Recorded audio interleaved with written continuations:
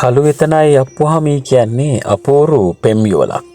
මීට වසර ගණනකට කලින් ජීවත් වූ ග්‍රාමීය පරිසරයේ සතුට ඉතා උපරිම ලෙස භුක්ති විඳපු යුවලක්.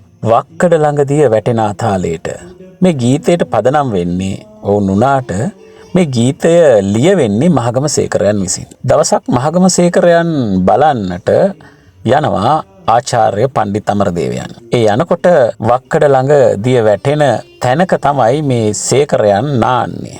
ලිඳක. සේකරයන් නාන්නේ ලොකු අඹුඩයක් ඇඳන්. ඉතින් මෙතන මේ කතිකාවත් එක්ක මේ දීපු ගීතයට ලස්සන තාල රටා මවමින් ගායනා කරන්නේ ආචාර්ය අමරදේවයන්. ඉතින් මේ ප්‍රදේශයට වර්ෂාව නැමැති වටිනාකම ගිලිහි ගිය මොහොතක ඔවුන්ගේ ජනජීවිතය යම් යම් කාල සීමාවල් තුළ අඩාල වෙනවා. ඉතින් මේත් එවැනි කාල සීමාවක්. වැස්ස කියන්නේ වර්ෂාව කියන්නේ නැත්නම් ජලය කියන්නේ මිනිසුන් ජීවත් කරන ජීවන උල්පතක්. ගැහැණු අය නාලා කරගෙන හරි පිළිවෙලට පිරිසුදුව ඉන්න කැමති. ඒකම තමයි මේ එතනට නිරන්තරයෙන්ම අප්පුහාමිගේ ඇඟේ වෙලෙමින් තමන්ගේ ප්‍රේමය ප්‍රකාශ කරන්න ඕනේ. නමුත් මේ වර්ෂාව නොමැති නිසාම හරියට නා කියා ගන්නවත් බැරි වෙන මේ එතන හිටියේ නෝක්කාඩුවෙන්. දවස් දෙක තුනක්ම හරිම නෝක්කාඩුවෙන් හිටියේ. මොකද තමන්ට නිසියාකාරයෙන් ජලය නැති නිසා, වර්ෂාව නැති නිසා, ගඟ දිය උල්පත් හිඳිලා තියෙන හින්දා පිරිසුදුවට නාලා කියලා ඉන්න බැරි වෙන හින්දා. ඉතින් මෙහෙම ඉන්නකොට ඇත්තටම පුංචි වරුසාවක් එන්න වගේ කළු වලාකුලක් බර වෙලා අහසේ එහෙට මෙහෙට පාවෙමින් තිබෙනවා. ඒ පාවෙන අතරේ වක්කඩ ගාව ඉන්න පොඩි තිත්ත පැටව්, මාළු පැටව් උඩ පැන පැන නටනවා. දැන් එයාලට දැනෙනවා වතුර නැත්තම් වැස්ස වැටෙන්න යනවා වගේ. ඔවුන්ට තියෙන ඉවක්. පරිසරයේ ජීවත් වෙනකොට ඒ ඉව අපිට හරි ප්‍රයෝජනවත් වෙනවා. ඉතින් මේ ලේඛකයා ඒ ඉව ඊටමත් අපූර්වට උචිතව මේකට යොදාගෙන තියෙනවා. ඒ තිත්ත පැටව් උඩ පැන නැටුවා. කොහොමද නටලා තියෙන්නේ? වක්කඩ ළඟදිය වැටෙන තාලයට. වක්කඩින් වතුර ගලාගෙන හැලෙන්නේ ඊටමත් රිද්මයකට. ඒ රිද්මයටම මේ මාළු පැටව් උඩ පැන පැන නටන්න පටන් ගන්නවා. ඒනකොට මොකද උනේ? වැස්ස වහින්නට කලින් විදුලිය කොටන එක හරි ලස්සනයි. මේ ස්වභාවික සෞන්දර්යය ගීතවත් වෙන්නේ හරි අපූර්ව ආකාරයට. වැස්ස වහින්නට ඉස්සරහසේ වලාකුලින් විදුලිය කෙටුවා. ඇත්තෙන්ම වස් නෑ මේක කිව්වට. වැස්ස වැටුනහම සශ්‍රීකයි.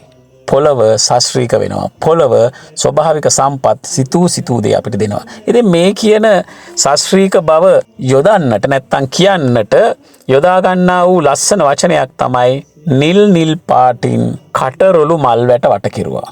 ඔබ දන්නවනේ නිල් කටරොළු මල් කොයිතරම් සෞභාග්‍ය පිළිබඳව කියා දෙන මලක්ද කියලා, සෞභාග්‍ය ගෙන දෙන අපූර්වත්වයක්ද කියලා. ඉතින් ඒ මල් පිපෙන්න පටන් ගන්නවත් එක්කම වැස්ස එන්න වගේම තියෙනකොට කළු එතන මොකද කරේ? පොඩි නෝක්කාඩු බැල්මක් දැම්මා. දැන් වහින්න පටන් ගන්නවා. එතකොට වර්ෂාව ඇති වෙනවා. ගඟ දිය ගලාගෙන යනවා. මට ස්නානය කරන්න පුළුවන් වෙනවා. ආයෙත් මං මගේ අප්පුහාමි තුරුලට වෙලා ඉන්නවා. මේ වගේ පොඩි නෝක්කාඩුවකින් දැම්ම වහීදෝ නොහයිදෝ කියන සැකයකින්. ඉතින් ඒකෙදි ඔවුන්ගේ මේ තිබෙන සතුට ඉතාමත් අපූර්වට ප්‍රකාශ කරන වචන ටිකක් තියෙනවා. ගල මතු පිට මල පිපෙන්න, මල වට බඹරිඳු නටන්න, වැයි වහලා ගඟ පිරෙන්න, ගඟ උතුරා හිත පිරෙන්න. ජලයේ තියෙන වටිනාකම ප්‍රකාශයටපත් කරන විදිහ ගල මතු පිට මල පිපෙන්න. මේ වර්ෂාව ආවට පස්සේ මේ ගිනියම් වෙලා තියෙන පොළොව මතු පිට මල් පිපෙන්න පටන් ගන්නවා. මල වට බඹරිඳු නටන්න. මේ කියන බඹරා නැත්තම් මේ මීමැස්සෝ මල වට නටන්න පටන් ගන්නවා. ඇයි? මල් පිපෙන්න පටන් ගන්න නිසා.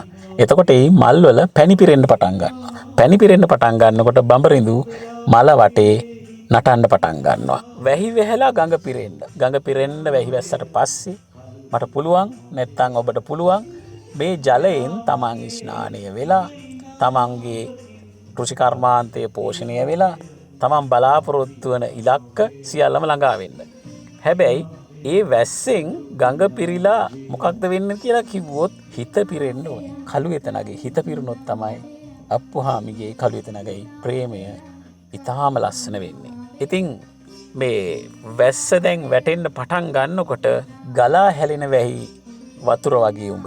අප්පුහාමි කියනවා කළුට හිනාවයන් කළු හිනාවයන්. වෙලා මගේ සිත ඉනාවකින් තව. පුළුවන්නම් මගේ හිත උඹ වෙලා ගනි. තව පොඩි ඉනාවක් දීලා පොඩි වසියක් දීලා තව තවත් හිනාවයන්.